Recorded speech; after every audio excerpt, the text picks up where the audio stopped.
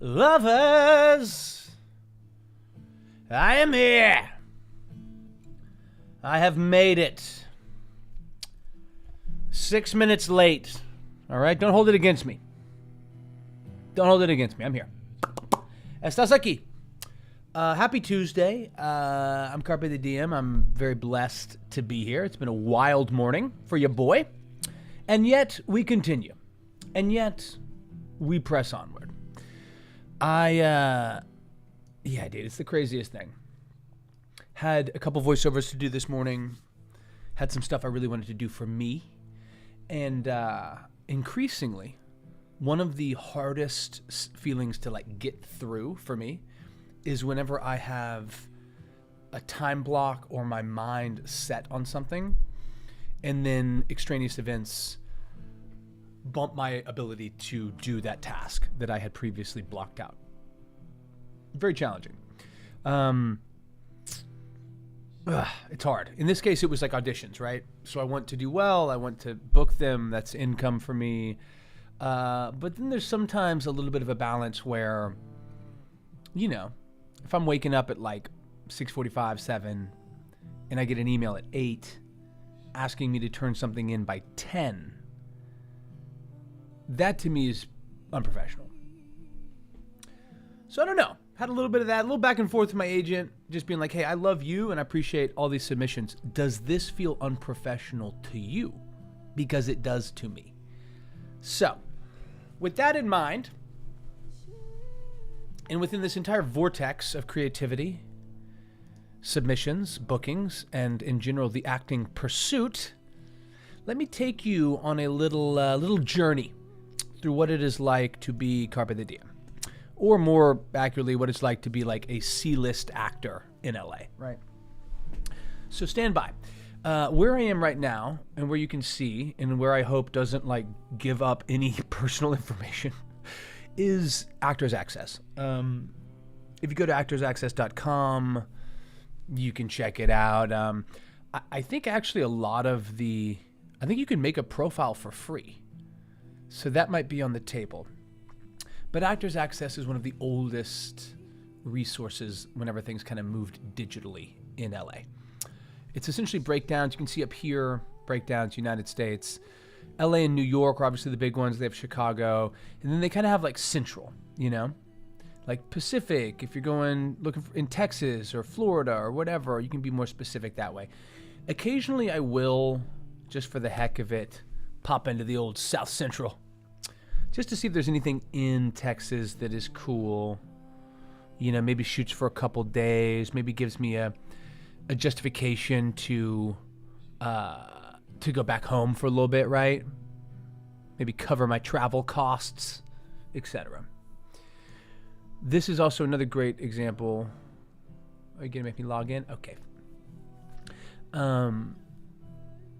Another great example of the pay-to-play aspect. So this breakdown is available for any actor that's in the South Central kind of quadrant of the United States. Yo, dude! Good morning to you. First time chat? Heck yeah, dude. Bugles up. What are you doing? That was bad. I apologize. I'm Carpe the DM. I'm a voice actor. I'm an actor here in LA. We're about to dive into some Call of Cthulhu versus Dungeons and Dragons. I'm preparing the script for something. Oh God, the lawn men have come. I forget that happens on Tuesdays. Okay, dig deep and power through. I assume, dude, that you are here for some tabletop action. You're in the right place. But this right here, Actors Access, this is a good kind of cross-section into what it is to be an actor. You guys can hear this, right? This cacophony of leaf blowers. Man, I forgot that happens on Tuesday. I'm going to have to change that. But it's okay. I'm a pro. I will grit my teeth and get through it for the second time in as many weeks. So looking for representation. Take your career to the next level with Talent Link. Sign up today to find the agent or manager that will help you reach your professional goals. If interested, blah, blah, blah, blah, blah. So it's probably $20-$30. Let's check. $35. Okay, cool. And then you like submit stuff, right? And it's like, hey, here's me singing, here's my drama reel, my comedy reel, my animation, blah, blah, blah, blah, blah, blah. And your location is determined by the postal code. Interesting. So this is something I did 5-6 years ago whenever I was first looking to level up my voiceover rep. And it led me to Daniel Hoff, a pretty prominent agency here in town. Again, apologies if you cannot hear me over the swelling cacophony of these leaf blowers. There is no greater foe in my life than the leaf blower. When the mic is out and the leaf blower is on, that's friction, my friend. But anyway, I did this probably 5-6 years ago. I got with Daniel Hoff. I'm not crazy about Daniel Hoff as an agency. Like, they were, you know, pretty like fast and loose. They're more of like a high turnover, kind of high roster list agency, which is fine. But I booked a couple of things with them, and then it started to move really shticky. Like, they only wanted me doing like New York voiceovers. They only wanted me doing like Brooklyn stuff. And it just didn't make any sense. Like, you know, there's an enormous range of voiceover breakdowns. Why do I always have to be from New York? So anyway, it wasn't for me. A good buddy of mine who's a really talented actor. He was on Snowfall for a long time. He's actually a current voice on Monsters High, if you're watching that on Cartoon Network. His name is Jordan Coleman. He also plays in my home game for D&D. Great dude. But he connected me with his agent. And again, I'm more just sharing this. Anybody that's out there that like has the itch, that wants to pursue it, you will regret not. Like, maybe it isn't always going to work out. Maybe it won't always be the most profitable thing. But whenever we feel an itch to do something, that is often an enormous indication that by doing it, good things will happen. Now, obviously, if the fear is coming from like, oh, I'm driving my car too fast towards a cliff, stop, pump the brakes. But if the fear is, oh man, I feel kind of nervous about like getting headshots, fuck that. Do it. There's a role for everyone out there. Okay, so anyway, we don't need Talent Link today. Today we're going to go to the LA breakdowns, just real quick. Just want to kind of give you guys a feel. Okay, Greg Salmon. This guy's actually incredible. I love this dude. This dude is the one that cast me for General Hospital. Direct casting. I've gone in for Greg a bunch of times. He's a great dude. But look at this. This is for Young and the Restless, Y&R. And they're looking for just background, essentially. You're going to get the background rate, which is $163 for 10 hours. So that is barely minimum wage. This character is male presenting, 40s, 50s, a burly bodyguard for a famous person, blah, blah, blah, blah. Doing background on a soap is fast and fun. It will not prohibit you from having a larger role in the show at another time. Okay. If you say so, Greg. I don't know if that's true. But right now, it is the beginning of the year, which means that there are a lot of theater auditions that are actually cracking off. It's very common. So I just want to real quick see if there are any theater breakdowns that seem appealing to me. Not really. I'm looking for the rate of pay, and I'm looking for whether or not I know the casting directors. Okay, so Paul Ruddy, this is actually my guy. Let's see if this works for me. Steven Adams, male, white, 28-33, handsome and fit. An underdog who always finds a way to make the most of his circumstances. Cool, that could be me. Harry Cassidy, male, white, 28-33, handsome and fit. One of those, huh? An overachiever who runs a Fortune 500 company. He is constantly competing with his cousin Kim for the attention of their grandmother.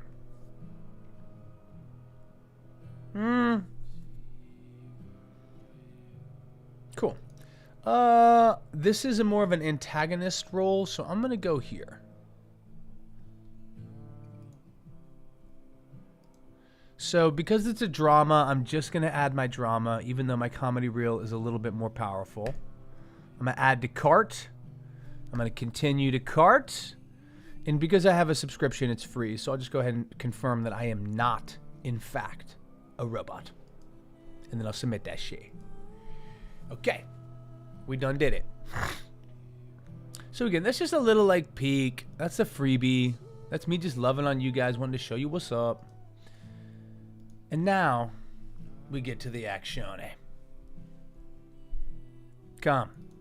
Let the storms break. Shaney, what's up? Honestly, never. Never. Especially as I wear like the Bluetooth longer, I'm getting closer to full RoboCop. Okay? I know, dude, exactly. Oh man, how you doing? Happy Tuesday. Welcome to the battle of humans versus robots. We're winning. We're currently winning. Yeah, dude, I love that. Like the final, like I'm gonna be like faced with one of those robo dogs that like has me pinned and has its like robo mouth on my neck, and it'll just be a CAPTCHA screen where it wants me to select all of the telephone poles, but I'll be like too weak to get there. And then the dog will rip my throat out. I've seen it. That's how I die. Yeah. But I've got another 7.5 months, so let's really make it count before King Bezos comes and kicks my ass. All right, gang. So here's the deal. We are going to do some session prep. I do have this session on Thursday. Dude, I did so much hell prep, as you can see from the background. And my party last Thursday went through a portal, stepped into the 9 hells, walked closer to the city of brass, came across like this lower demon that was freaky and weird as fuck, and then turned around and plane shifted out of there. They were afraid. They were worried that they would be killed. And it's partly because I was playing this sort of fiendish devil named Baradamus. He said the only humans come here screaming, wearing chains. It won't be long before your hearts are unseated from your chests. And I mean, bro, it's the plane of 9 hells. Like, I was just trying to crank this stuff up, you know what I mean? How else am I going to do it, you know? But the party got very nervous and basically were like, oh shit, should we be here? Is this too dangerous for us? Should we go home? And I say this because, like, every DM knows this feeling where they have, like, spend a ton of time prepping something. The party's walking towards it, and then they just turn 90 degrees to the left and go somewhere else. That's okay. That happens. That's part of the dance. I get it. I don't have to like it, but I get it. But what I don't get is whenever... oh my God. Just whenever they are afraid at level 17. Like, that is very powerful. That is very strong. And yet, that's still stuff we have to deal with.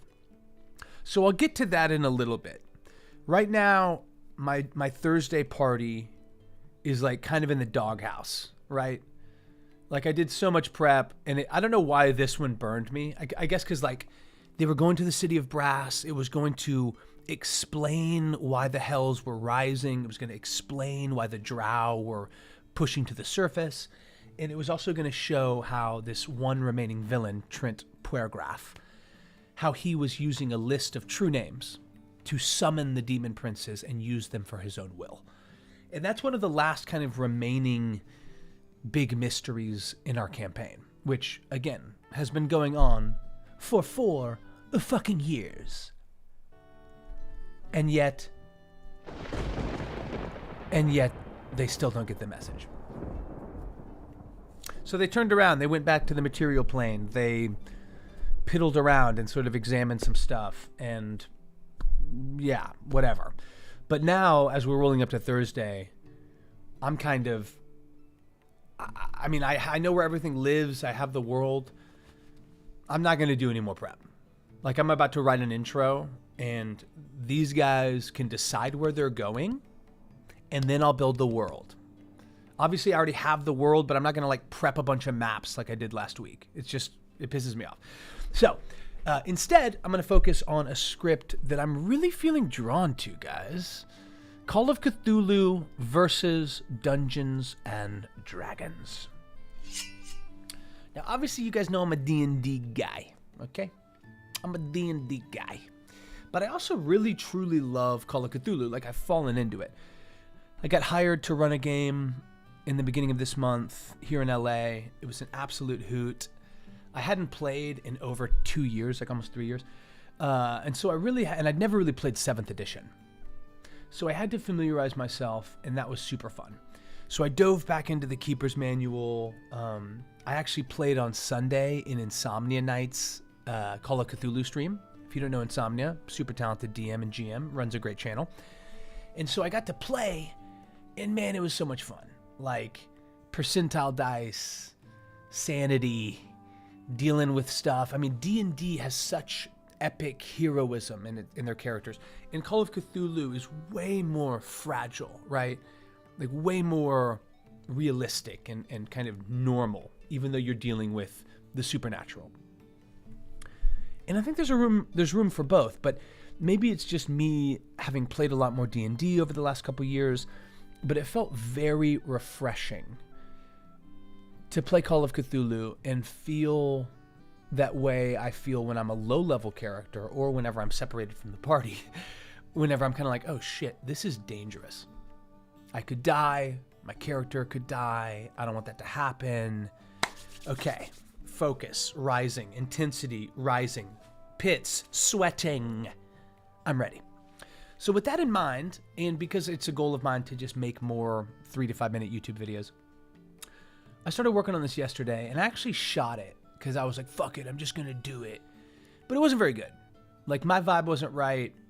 And my vibe wasn't right because I didn't have the copy down. So that's what I'm going to do today.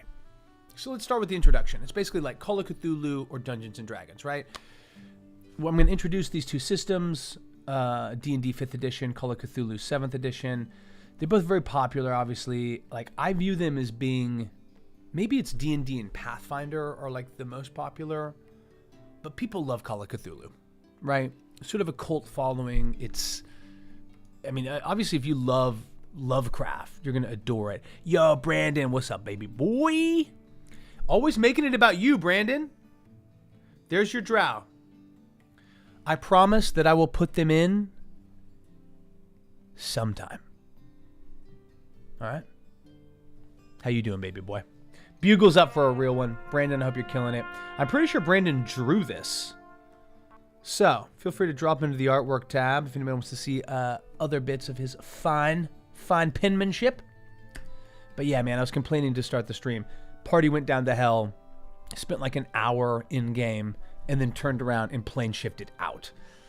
So, I established that a bunch of drow had come down and been captured, and I thought they were going to potentially try to free them so that they could negotiate maybe in good faith. Maybe I scratch your back and you scratch my back, Mr. Drow. But no, the party just bailed. And I could tell they felt sorry because they were like, oh shit, did you just do a lot of prep and then we left? And I was like, all I'll say is all roads lead to hell, my friend. Oh, dude, you didn't draw this one. Okay, well, you're an incredible artist. I've seen you do some stuff that's similar. So, whatever. This is a lesser version of some of Brandon's stuff. Yeah, get in here, baby boy. So we're working on a script right now for a video I'm going to shoot, I don't know, maybe Friday, maybe over the weekend. But I basically want to highlight the differences between D&D and Call of Cthulhu. So this is my intro. I'm going to be like, I'll have the, general Carpe intro, and then I'll be like, yo, so you want to play tabletop games? Cool. But which one? Dungeons and Dragons, pop up, or Call of Cthulhu, pop up, or maybe one of the dozens of cool indie systems like Orbital Blues or Space Cowboys. Carpe, I don't know what to do. I got you, baby boy. Today, let's compare two of my favorite tabletop systems, Dungeons and Dragons and Call of Cthulhu. Lego. So then I was going to break it up by these 5 or 6 areas. I was going to break it up by setting and theme. I should have probably blocked these. Character creation, game mechanics, combat, I believe, right? Yeah, combat. And then storytelling and game mastering, which, like, to me is a little redundant. Yeah, this is out. I don't give a shit. That's already there. I'll keep it in. But the conclusion, right, and this was maybe the most important to me, summarize the key differences, encourage viewers to explore both games, and then what sounds most fun to you, right? What type of players do you have? If you have any doubts about what they want to play, just ask them, right? I mean, one of the most underutilized tools to help a DM is simply creating a Google survey and sending it to your table. Like, bro, just ask them. In the same way that, like, whenever we're really obsessed with someone, right, like romantically or, you know, whatever, we're interested in them, you know, every single time the move might not be like, hey, I think you're rad and would love to buy you a boba, just if you drink boba. If not, we'll figure it out. Sometimes that's the move. A lot of times that's the move, but sometimes it's not. Sometimes you need to play it cool and step back and, like, feel it out. So I just say that to say, if you're a DM, if you're a GM, if you're a keeper, and you have any doubts, I thought you were going to go and just directly ask them as opposed to, like, beating around the bush, right? But feel it in your heart, feel it in your stomach. Cthulhu is not for you. Why is that, Brandon? Is it too spooky? Are the sanity points too intimidating? What's going on? That's hilarious. You're like, I don't do that. No, we have our game on Thursday, and it's a home game, so I don't stream it. Yeah, this is me finishing this script, and then we're going to do a bit of prep. I've heard Fallout is really fun. Yeah, break that down for us, Brandon. Like, what didn't you like? What did you like? Because it's based off Fallout the game, right? Which I really enjoyed. But I could see a world of, like, you know, nuclear meltdowns and weapons and shit being a little intense for me. What I love about both Call of Cthulhu and D&D is that they are, you know, typically at minimum, like, not in the future. Call of Cthulhu is more historically accurate, or at least it's intended to hopefully be that way, more realistic. Like, I'm playing in Insomnia's Sunday night Cthulhu game. It's set in the 1930s, and it was cool to see them kind of examine, oh shit, like, what was the currency in Egypt at the time? Oh wow, what was the dominant language spoken in wherever? And that's not really as big a deal in D&D, right? Where, like, you can either just sort of invent it, or you can Google it pretty easily, and it's going to be a fantasy-specific thing. Nobody's going to have learned about the Sword Coast in school and try to call you on your historical accuracy. You know what I'm saying?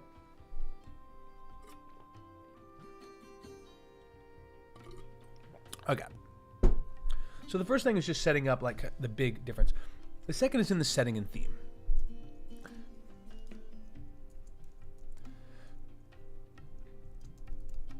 A good way to break it down.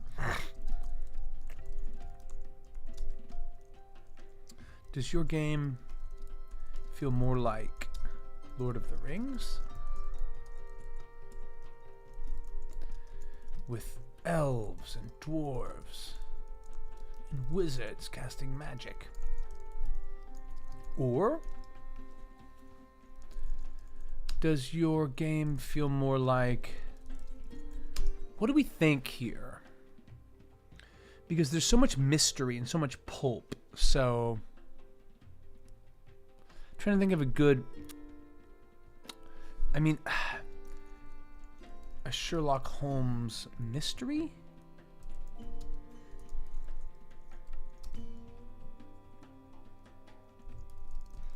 The early 20th century. I mean, I know that he was more like late 19th century, but whatever. Set in the late 19th or early 20th. Yeah.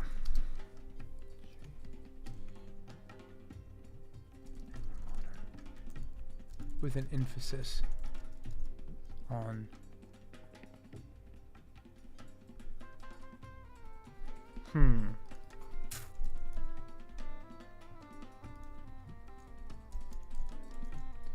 Let's ask. Let's meet our experts to learn more. And this was an idea I had that I don't know how clear this will be, but I'll kind of break down what I was thinking and let me know. Got it. Yeah, Shani, I appreciate that. And listen, do you have interest in playing? Like, you know what I mean? Because that's what I've realized is that, like, I don't think there's as many keepers out there that are running Cthulhu games. So it's something that I've thought about diving more into, and I think I probably will, even if it's just prep. But yeah, man, I mean, whenever I had to do all of that prep for the in-person game, it was just so fun. You know, it'd been a while since I'd like tucked into it. So this will be the wizard. Ah, hail and well met. I see that you're interested. If you like fantasy, mystical beasts, and world-bending magics, then let me assure you, Dungeons and Dragons is for you. Just don't cast any spells around me or I will counterspell them.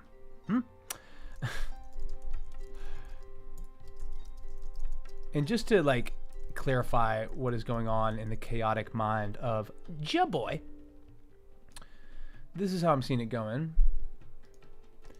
Ooh, that's not a good highlight. It's hard to find a highlight that highlights, but isn't it too overwhelming. Okay, so just to explain it, like this is how I'm seeing it going. I will be doing just me like out of character, being like, hey, what's up? I'm Carpe. I'm going to make this video about these two systems I love. Here we go. But after that, I'm going to do a lot of it in green screen with different characters. I'm just going to put on like my wizard shit and be Trellian, more of like an elevated, received pronunciation magic caster. I'd like to help you as much as I can. Sort of explain the situation, explain what's going on.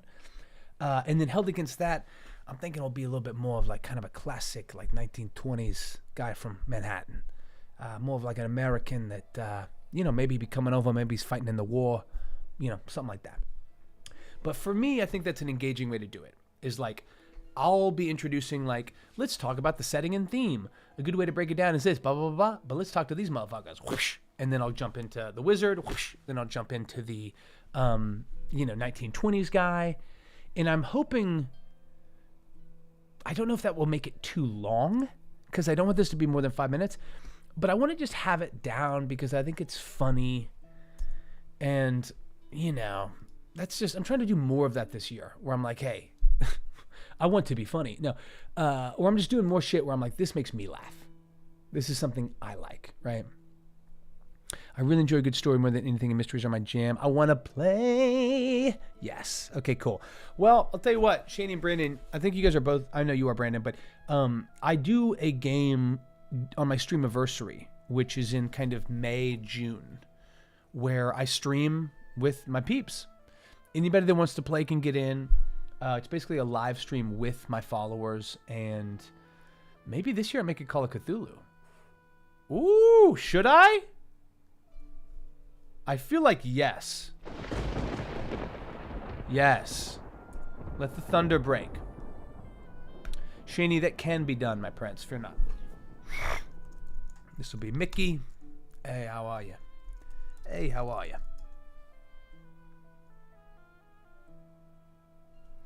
So you're thinking, don't listen. Don't listen to that idiot. Idiot.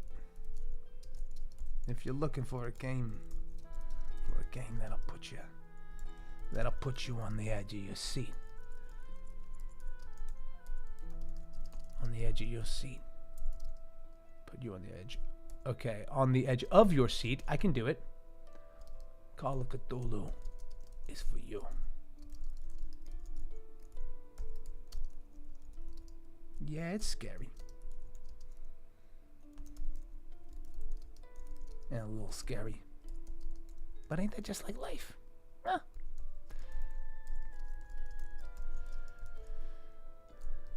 Okay, cool. And again, just writing this out for me gives me a better flow. Okay, cool. Just gives me a better flow of like the timing of how things are going to work out, right? You know what I mean? Dude, hit me with the ideas, Skaney. Come on. Hit me with the ideas. Now, are these ideas you are having for your own game, or are you wanting to pitch me on them? Either way, I'm interested. But see, so it'll be regular me in yellow, it'll be wizard me in blue, and it'll be kind of 1920s Manhattan me in green. And so I think, yeah, let me think about this. I'm just trying to think about the transitions. I think actually after each beat, I'll have a bit where it just says character creation. And it'll be like a voiceover and a title change, and that will be the difference. Characters. Gotta have them.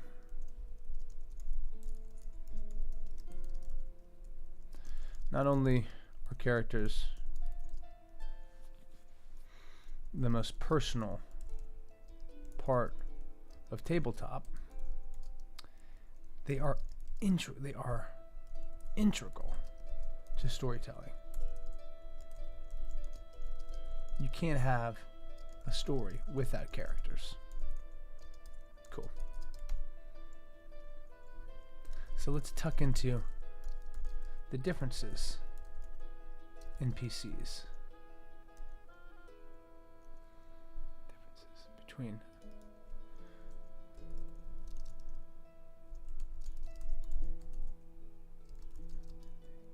you know what? I guess I should keep it in the same pattern each time. Dungeon and Dragons, PC, and a PC made for Call of Cthulhu. Okay, cool. Characters, gotta have them. That's so silly. Okay. Oh, okay. I love that, Shady. Thank you. Exactly. Man, honestly, that's like so much of why I wanted to do prep. Was because it's like you never really know when inspiration is going to hit, sure. But then there also starts to be a very nice kind of synergy, right? Especially when we get into the prep, because then I just love collaboration like that. Okay, so character creation. Okay, so, yes. I remember my first character. A barbarian with no parents, a background of pain, and an axe bigger than my fist, bigger than your bicycle, bigger than a horse, bigger than a small horse. In D&D, characters fall into traditional fantasy archetypes. The fighter, the wizard, the rogue, the cunning rogue. If you want to play something you won't find in real life, D&D characters are for you. And then we'll get into my boy Mickey. Nah, you know Mickey's always got to be talking a little shit. That ain't how we do it. That ain't how we do it. Yo, Vargo. What up, baby? Yeah. Just riding the wave of creativity. You know how it goes. You know how it goes. How are you, Vargo? Appreciate you coming through. Much love. I'm making a script for a YouTube video I'm going to shoot over the weekend. Essentially just detailing, Mickey's from Manhattan, but he's from 1920s Manhattan. So, a little bit kind of rough, a little bit kind of harder. He's a guy that probably fought in World War One. Maybe he's missing a pinky. Definitely missing a couple brain cells. But I'm putting together this script to just detail the differences between D&D and Call of Cthulhu. Side note, I'm becoming absolutely obsessed with Call of Cthulhu. Like, this shit's fucking me up. Like, I can't stop. Okay, Mickey, what you got? Wow. Yeah, but But real life takes place. Yeah, but who wants to be living up in the clouds? Clouds. Call it Cthulhu characters are way more grounded. They're real, you know? They're people, not wizards. A PC in Call of Cthulhu typically has a more traditional archetype. A professor, a doctor,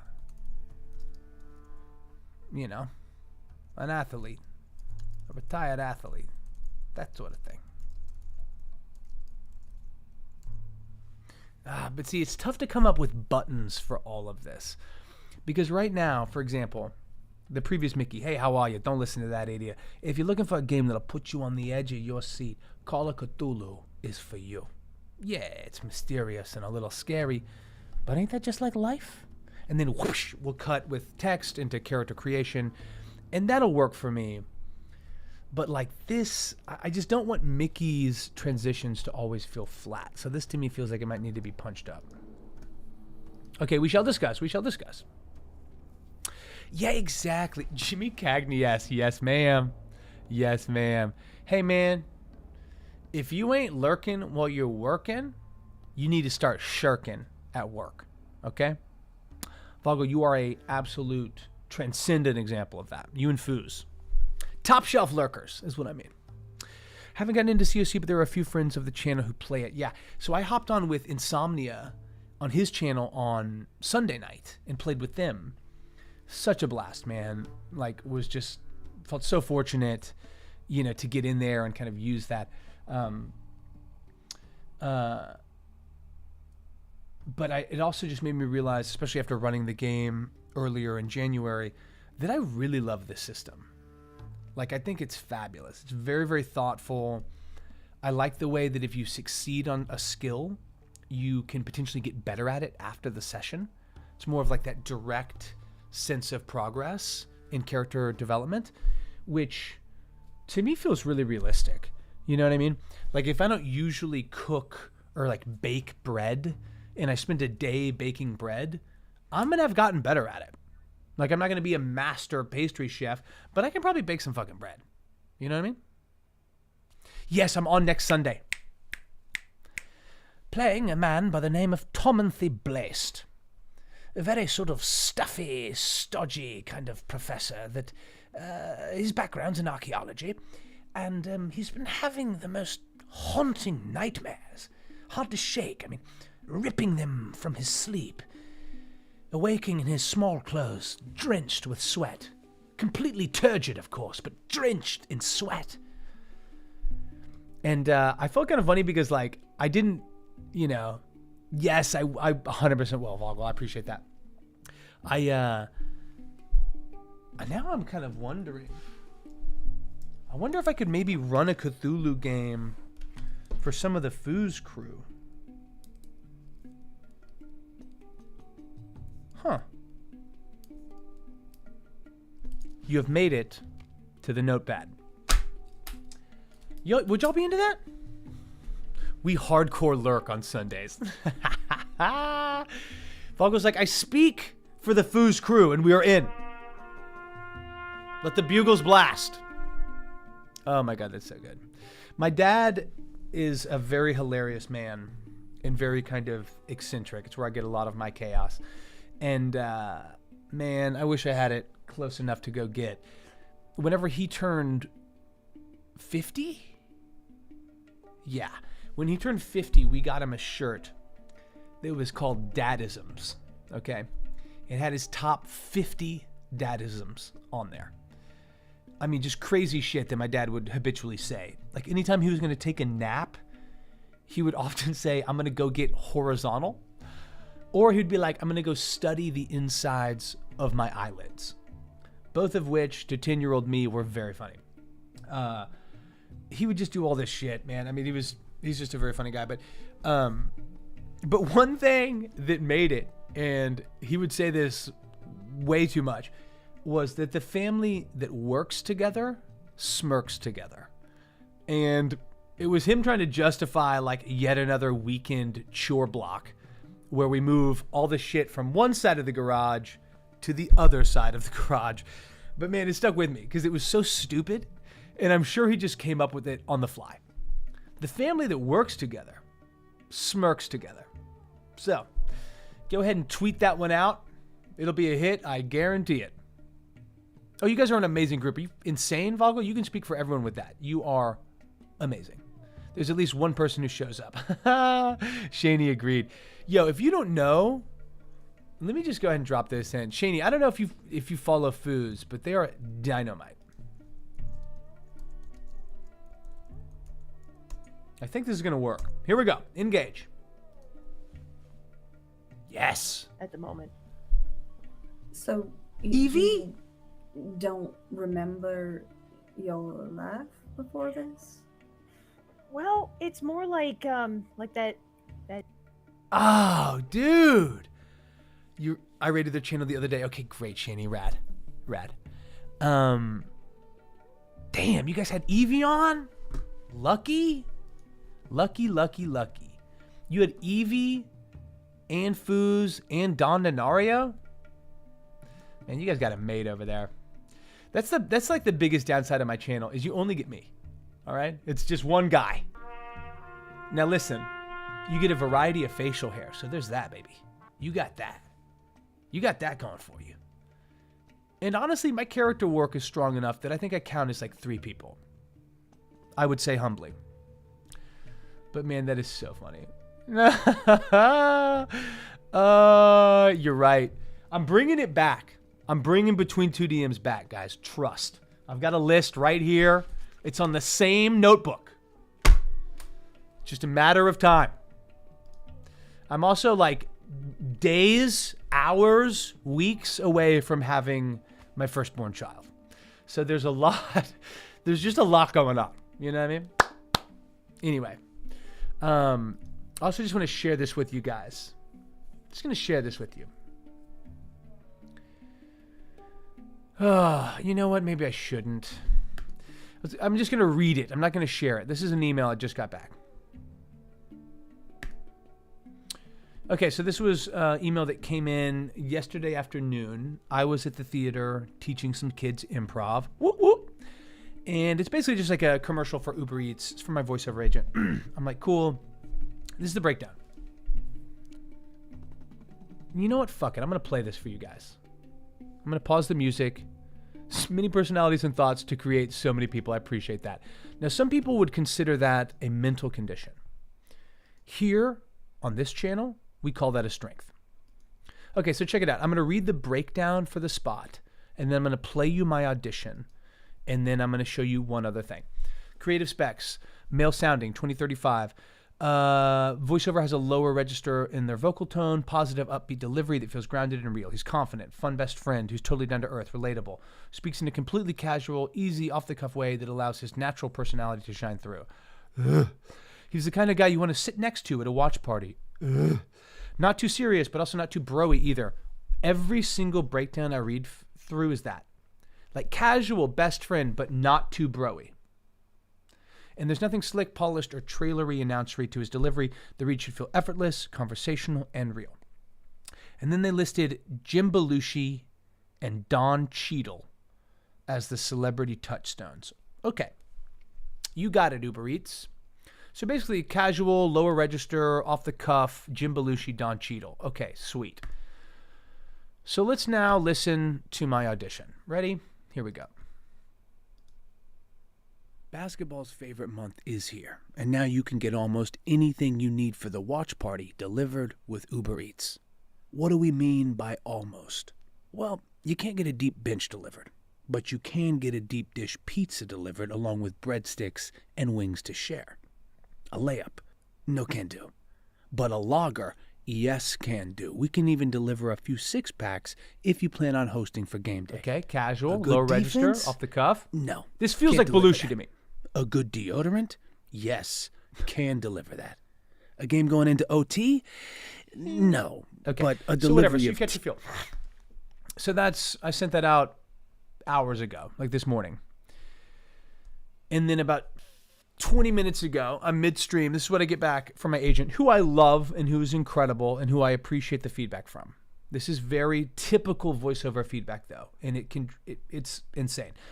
Take it one more time. You are in your voiceover voice. Just be you. Okay, cool. Totally fair. Fundamentally, like, you never, ever want to be that actor that can't take direction. If somebody comes to you and is like, hey, you know, it was this way, it was that way, I need it this way, I need it that way, you know what I mean?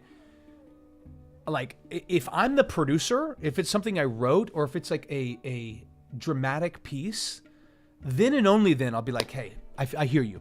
Can I pitch you on this? I'm playing it this way because I feel like the character in the next scene needs to be set up for this emotional shift. So I'm trying to show that, or fill in the blank, right?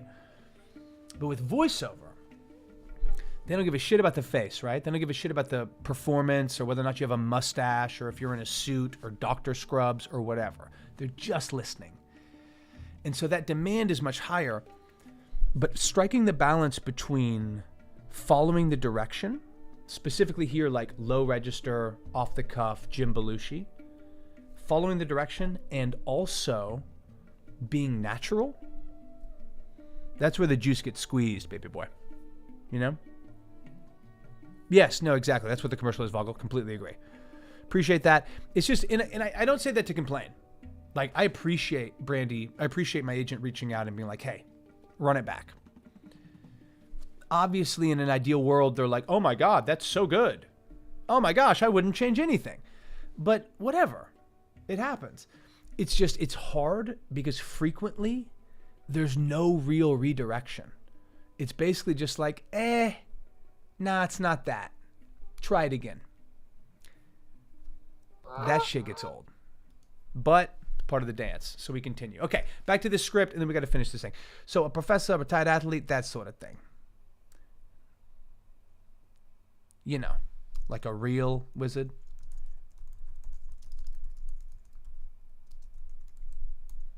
Okay, great. Then we'll go into game mechanics. This one, I don't know if I need as much. I feel like it's hard to break up the game mechanics between D&D and Call of Cthulhu. In my mind, it seemed like a good idea just because of the different die. But outside of the die, I don't know how much I can dive into the game mechanics. Oh, I forgot I added this. Yeah, success in-game directly leads to progress. Cool. Great. Okay, you know what? Let's talk about it. Fuck it. So, but like, how do I win? Win the game. Simply by playing, bro. Relax. Participating. Bro, that's how you win. Relax. But let's talk a little about the mechanics.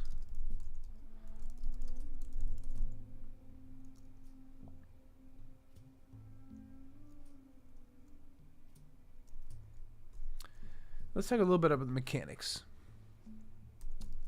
Specifically, dice and leveling up. Take it away, you wahoos. Cool. So again, this will be like regular me, my normal voice, doing my thing. And then I'm going to be cutting back and forth between a wizard character and sort of a 1920s kind of Brooklyn guy. You know what I'm saying? One of those guys. I gotta be one of those guys. Okay. And I like that. But if there's any big differences that jump out to you, holla at your boy.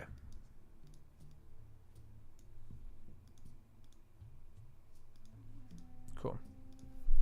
Ah, yes. Leveling up. Leveling up. My favorite. More spell slots, more hit points, more weird little abilities to throw a wrench into my GM's plans.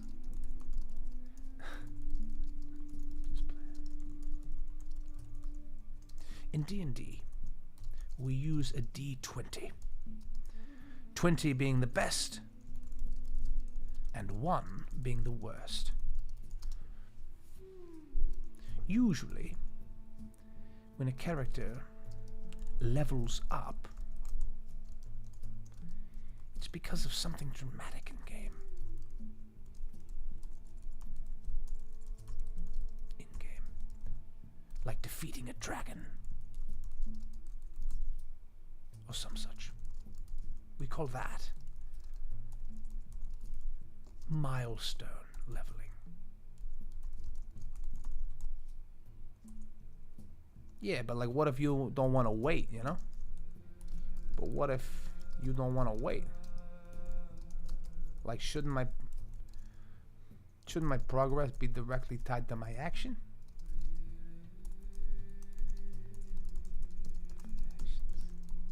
In Call of Cthulhu,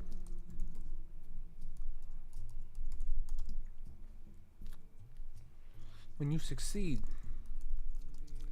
at a skill in-game, it directly increases your ability in that skill. Okay, cool. So I like that. Appreciate that, Shani. Thank you so much. Exactly. And see, I cut it yesterday and just the vibe wasn't right. Like it was way too it can be informative. It was way too just like academic, you know? I wasn't having as much fun. I think bringing in characters is a great way to like punch it up. But I appreciate that feedback. I'm really, man, like that's also why I built this channel in the first place, was hopefully to create a space, you know, where, you know, essentially people can ask questions, people can approach a tabletop game with 0 experience or 99 out of 100 experience and still regardless feel like they're learning, they're having fun, and they're in a safe space. You know, like obviously I can be profane and I can make weird jokes, but at the end of the day, especially specifically to tabletop, dude, I don't want to gatekeep anybody. Like D&D in the pandemic and on the back end of it really helped me. Like it kind of saved my life, I feel like.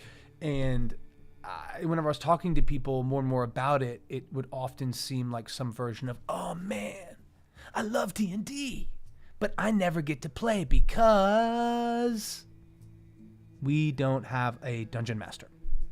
And most people I talked to that wanted to be a dungeon master didn't really know how to begin that process. Felt like it was too challenging. So that is what led to the Twitch channel. And then subsequently, as I'm thinking about these videos and getting into Call of Cthulhu and whatnot, I'm kind of like, yeah, like I want to do stuff that's fun, of course, but that hopefully makes people get excited and actually pick up dice instead of just fantasizing about it, right? Okay, here we go. Yeah, but if you don't want to wait, like, yeah, what if you don't want to wait? Like, shouldn't my progress be directly tied to my actions? In Call of Cthulhu, it is. When you succeed at a skill in-game, it directly increases your ability in that skill. Like I said, realism, baby. Baby. Okay, cool. This is going to be a fun video. I started really specifically, I meditate every morning, usually just like 15 minutes, sometimes 12. Kind of depends how much time I have. I'm sorry, I just got the weirdest email, apologies. Yeah, sorry, it's about like pregnancy. My wife is sending me all these pregnancy emails, and I need to simply remove them. I will deal with them later, my babe. I promise you, when there is time, I will read it. And not a moment before. Okay, so when you succeed at skill in game, like I said, realism, baby. Okay, combat, sweet. Okay. Combat, perfect. Things were getting heated. Perfect. Things were getting heated between those two.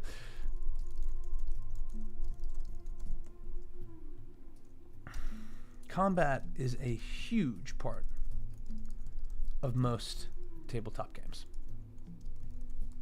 However, this is one of the biggest differences. This is one of the biggest differences. Oh, wait, shit. Also, Cthulhu uses a D100.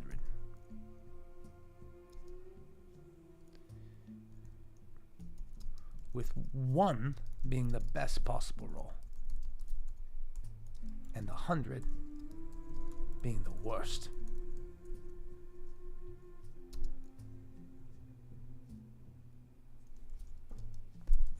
This needs more. I'm just going to put needs a button, and I will come back to that because I don't feel like it right now. But I want to lay out the dice because that to me feels like an important part of, how the system works. Obviously, we know like a 20-sided die, there's like a 5% chance, right, that you could hit any one of those numbers. But in Cthulhu, there's like a 1% chance that you could hit this range of numbers. And that to me feels more realistic and more fun. Like, I can't tell you how many times as a DM, you'll set the DC of something at like 15 or whatever. And maybe the player will roll a 13 or a 14, or maybe they'll roll a 16 just past it. But in both of those cases, there's often, and they talk about this in the Dungeon Master Guide, but how you can almost kind of, if they didn't get to the DC, maybe it's a partial success, or maybe it's a success that comes with a cost. Like in the example of a rogue trying to pick open a lock. If the DC on the lock is 18, and the rogue rolls a 17, maybe they get it open, but they hear a as one of the small little prongs as part of their thieving kit breaks. And the next time they roll with their thieving kit, if they don't have a replacement, they have to subtract 1 or 2 or whatever feels right. Those type of moments are more easily found in Cthulhu, because there's more of a spectrum of what can be rolled, what can be found or met. So that's how it hits me. I'm very curious if anyone that has played Cthulhu, if that was also your experience. But there's been times DMing where I've almost been like, damn, I wish I could ask them to roll, and I obviously could, but just the D100 gives a little more subtlety and a little more specificity that I think helps with storytelling, Okay, combat. Let's kick it up a notch. Time to kick it up. Tactical combat with focus on spells, abilities, character positioning. Great. Okay, great. Combat. Perfect things for getting heated between those two. Combat is a huge part of most temples. However, this is one of the biggest differences between the two systems.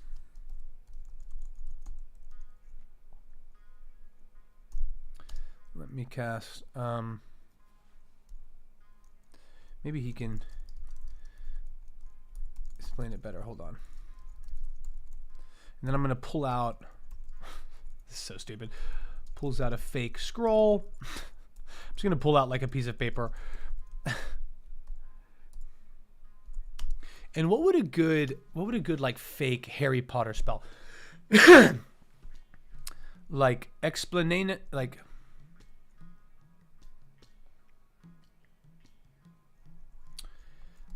explanation explanation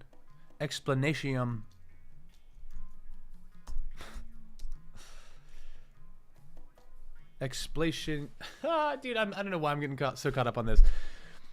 I'm trying to find a fun like verbal transition between the two of these. Maybe he can explain it better. Hold on. And then I'll pull out a fake scroll. I'll be like explanation navius. That's so stupid. I explain, maybe like explain. Okay, thank you, Shani. I needed that in this moment because I was struggling with it. Thank you. Maybe he can explain it better. Hold on. Explanationem clearius. Clearly-ius. Okay, let's just go with this. That is the vibe. And as you will soon find, vibe, for me, is everything. So if you can get the vibe rolling, you let that shit rip. Oh, yes. Ah, combat. Where a wizard truly shines. Okay, maybe not always, but... Not always, but Fireball is cool. Is cool.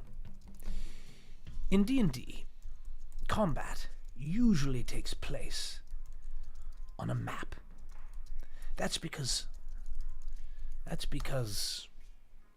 distance, spacing, and tactics are critical parts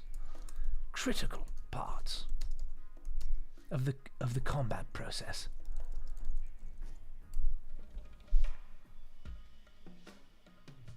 Okay.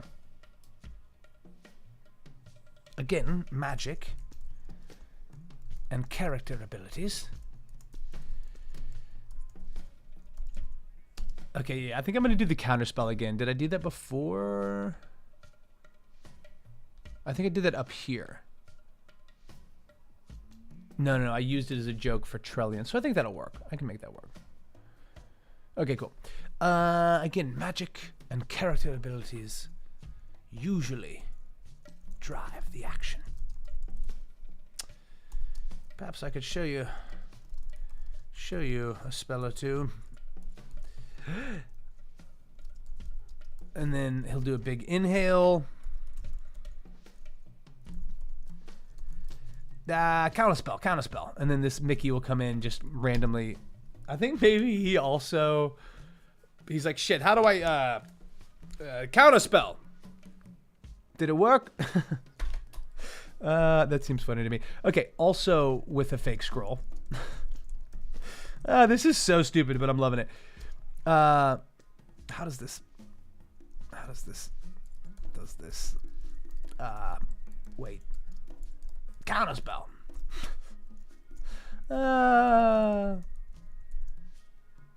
Did it work? Okay, I can't hear him. Good. In Cthulu. Oh man. See, that's a great example for me of like finding joy. You know, the video I shot yesterday was totally fine and it was okay and it was whatever. But if I do it this way, I will have fun. You know what I mean? If I do it this way, regardless of whether or not this thing gets 2 views or 200,000, I will feel better about it because like I did it in a way that made me smile and also, you know, flexed muscles that I love using, you know, to create and to play characters, etc. So that's just sort of a life hack, man. Like I feel like we do way too much of moving things around to accommodate other people, and it's just, we don't need to do that shit. I'm telling you, like, even if it's just you running a tabletop game, but certainly if you're interested in performance, acting, auditioning, creating, you know, YouTube content, whatever it would be, 2 things to always consider. The first, do you like it? Do I like it in my heart? Because if not, why the fuck are we doing it? Now look, if you have some like big following and all these videos, like they go like that and you're making money, or like, you know, you need to showcase a certain type and maybe it's not your preference, but you need to make it, of course. Like art is struggle. Art is working through our own procrastination and our own bullshit to spit some gold into the world. But man, if you're like trying to get started and you're trying to do something strictly because it looks successful for someone else, skip that shit, bro. Late honk. Skip that shit. Because 1, you're not going to enjoy it. But 2, and this is the second thing you always need to consider, it won't be sustainable. Like, that's what I'm trying to do more and more of, especially with like auditioning, other things, is you know, I don't want to like bend over backwards to do something, create something, you know, try to put something out into the world if I'm not able to do it again, right? Now, there's some stuff where it's like, you know, whatever. If I'm going to a live performance, like for example, that Call of Cthulhu game that I was hired to run in the beginning of the month, I was pretty nervous. Like I've gone up in front of houses of 4,000 or 5,000 before. I've done Shakespeare in front of thousands of people. I've done concerts in front of thousands of people. But this was 5 people that I'd never met and who I was about to run a game for. And it was the first time someone had paid me to run a game. Now, look, I think I'm very good at this stuff, so there was no imposter syndrome, but I wanted to knock it out of the park, you know? And the big thing that hit me as I was rolling up to it was like, you know what, man? They will have fun if I am having fun. So I put that at the top of my notepad. Are you having fun? ? And every time I found myself in game, in between a moment or not really feeling it, I would dive back into the fun. Because if you're having fun, other people are more likely to have it, right? The beauty of the work shines through your enjoyment. 100% Shaney. And I'm pronouncing that right? We just dropped the C, Shaney. But dude, 100%. Like, I don't know. It's one of those things that seems obvious, but it's easily forgotten and lost in my experience. So, in Cthulhu, combat is way more dangerous. There isn't as much of a clearly for a map, as most of the action takes place in the theater of mind. Also, since Cthulhu is regular Joes and not superheroes, most of the combat is just some like your average barroom fight. Brawl. Sloppy, not that effective, and typically somewhat embarrassing. If you find it in Cthulhu, you're typically trying to avoid fights. Unless they're with my brother, Tommy, that fucking idiot.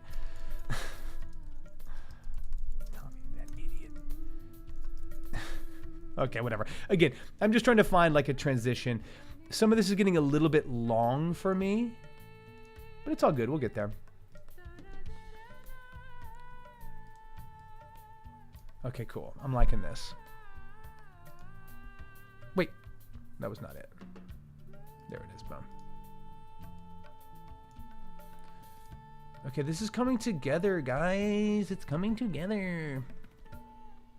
I don't think we're going to do the audience appeal. Like, I put that down and I'm like, who cares? Like, is somebody that's getting into DMing for the first time going to be concerned with, like, commercial appeal? Or are they just going to be having some fun with their crew, you know? So I don't think we need to overthink that one. But let's do storytelling and game mastering. Again, this is one where I wrote it down and I was like, have I already covered this? It kind of feels like yes. But maybe not all the way, but I think so. But let's dive into it. So what I wrote down was like epic storytelling, right? World building, rule emphasis on player agency and character progression, right? COC is way more atmospheric, right? I think investigation, I think I should add one more. And mystery. Game Master's role is to immerse players in a specific, yeah. Now see, but the difference is again the level of realism, impact felt from the player characters. This is one that I think might be too confusing. I'm not sure if I can like succinctly separate this, but the big storytelling difference for me, Dungeons and Dragons is such a epic, sweeping world, right? I mean, typically it's like the gods, these ancient beasts. I mean, you know, you're in the astral plane, you're fighting BBEGs. And in Cthulhu, the storytelling and GMing is way more environmental, right? Like way more setting a tone. Like I'm in Cthulhu just as concerned with ambiance and establishing the environment as I am bringing the NPCs to life. Now, obviously, that's true in D&D as well, but in D&D, there's less of a need to set a tone because I think the tone is more consistently felt before the thing even begins. You're like, what time, are we running a campaign in the Sword Coast? Are we running it set in, an apocalyptic future? Regardless, if we're playing with D&D rules, it's going to be epic because the characters have so much power and abilities that it has to be. But in Cthulhu, you can slow that down, You can talk about the vibe, the environment, the strange sounds that are coming in, the bits that they've uncovered that haven't made sense, that are still a mystery. So that might seem like too adjacent, but let's just write it down and see what we come up with, huh?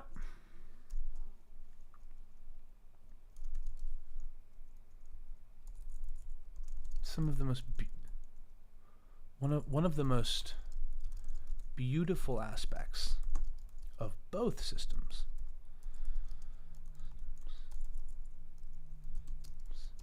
is the collaborative storytelling that they foster. A good GM playing with a good group of PCs is essentially like a TV writer's room.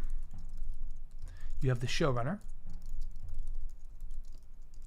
the DM, and then the writers.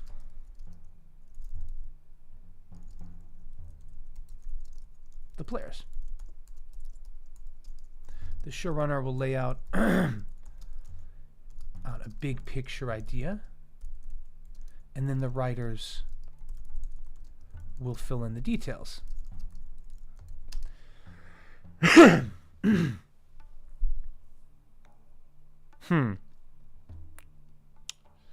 Interesting. I'm saying interesting because I'm considering on this one not bringing in Mickey or Trillian. And maybe like the version of me that's like the straight man is like, okay, I'm about to be cut off. Where are they? Where are you guys? They're like, well, we didn't want to interrupt. We felt like you were getting frustrated. Okay, well, you guys want to say goodbye before the video ends? Not really. Okay, well, goodbye from all three of us and good luck, or something like that. But I don't know if that's just lazy production. I'll have to sort of poke around on that. Okay. I feel good about this.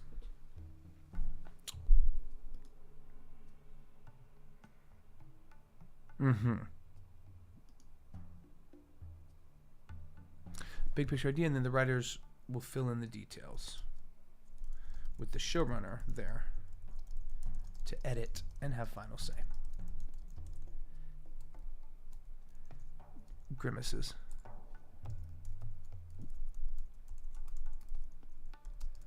Okay, pretty sure I'm about to get cut off by more shenanigans. Looks around. You guys there?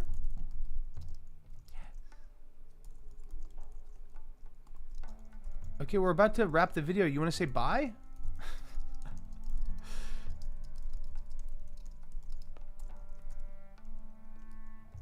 This is funny to me. Not really. Jeez Louise. Okay, wow. Well, from the three of us, goodbye and good luck. And please let us know which system you like the most. I'm out.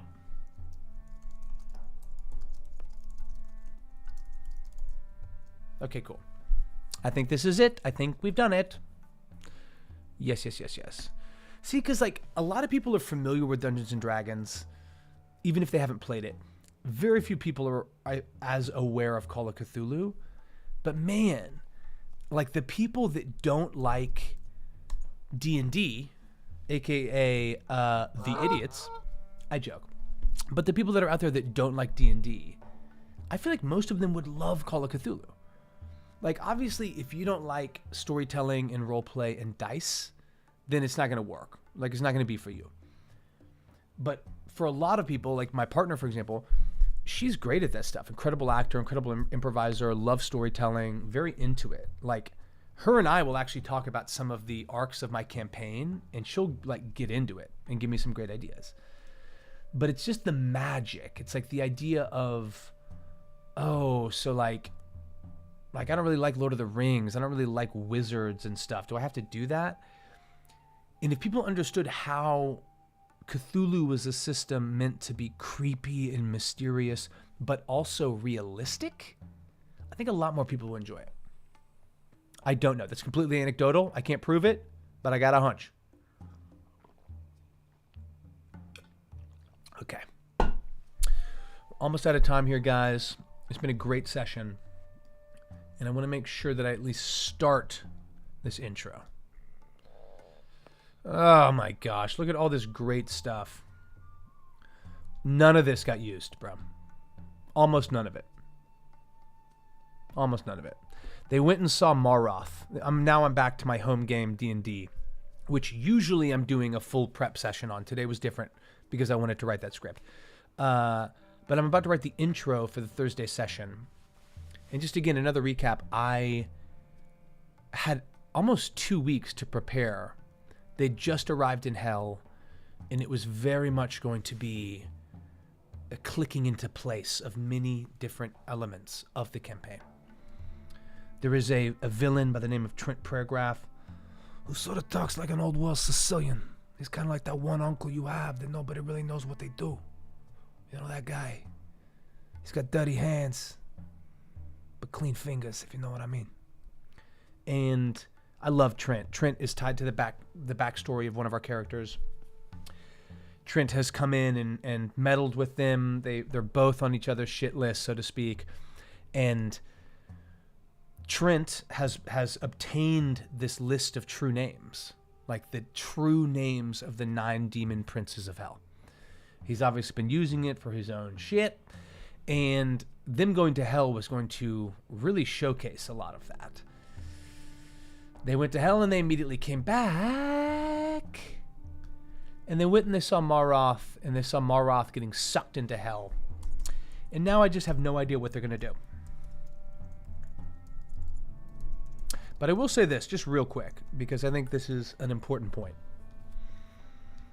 Where are we at? So right here, the preamble. This is the last session. This is what I read last Thursday. And typically I like to just swing into the preamble without much clarifying. Like, we'll be wrapping, we'll catch up, how we doing? Okay, well, let's talk about it. The Storm Chasers.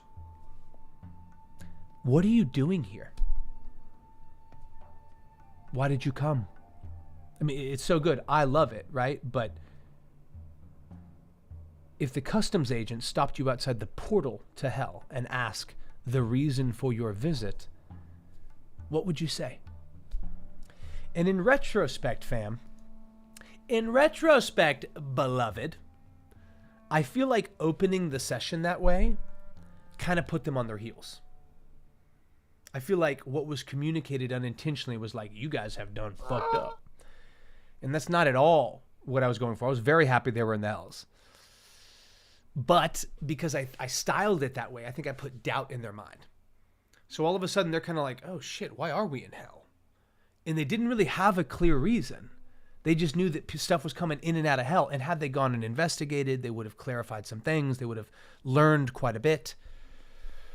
But they didn't.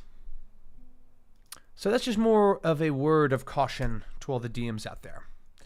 Choose your words wisely.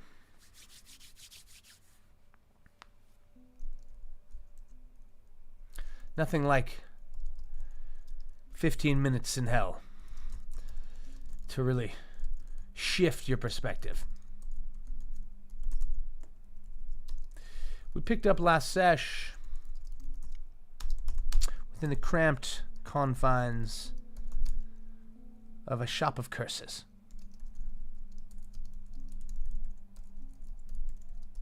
Run by a diminutive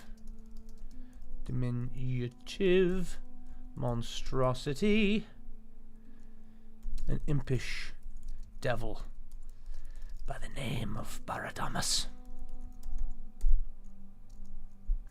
You guys chopped it up for a while. Seeing the twisting and turning streets that constitute the city of Brass. It seems the 9 princes were gathered. The flame atop the charcoal palace having been lit. But to what end and for what purpose?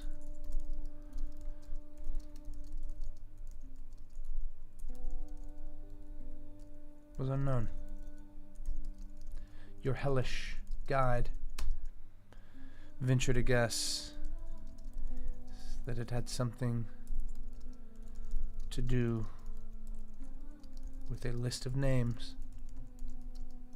of demon lords being summoned against their will elsewhere, and the brooding suspicion that has taken root within the city of Brass. Okay, cool. That's enough for me. I'll then go back and I'll add some more stuff about, they went and saw Maroth sucked into a bloody portal, presumably the Hells, and at the behest of the goddess Bala.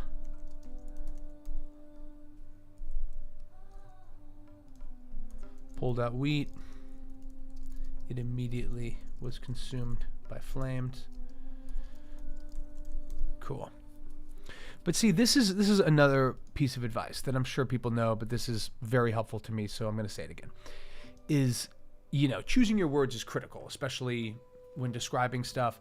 But with the first scene and subsequently, or I guess before that, but additionally, with your opening introduction or monologue, you can really set the tone, but you can also kind of circle aspects from the last session that were important. So no, they didn't go into hell and see everything they wanted to see, but they did see the charcoal flames of the charcoal palace, and they knew that that meant that the demon princes were gathering. To what end? For what purpose? Unclear. But clearly some shit was going on in hell. And likewise, one of them pulled out a sheaf of wheat, and it was immediately consumed by flame.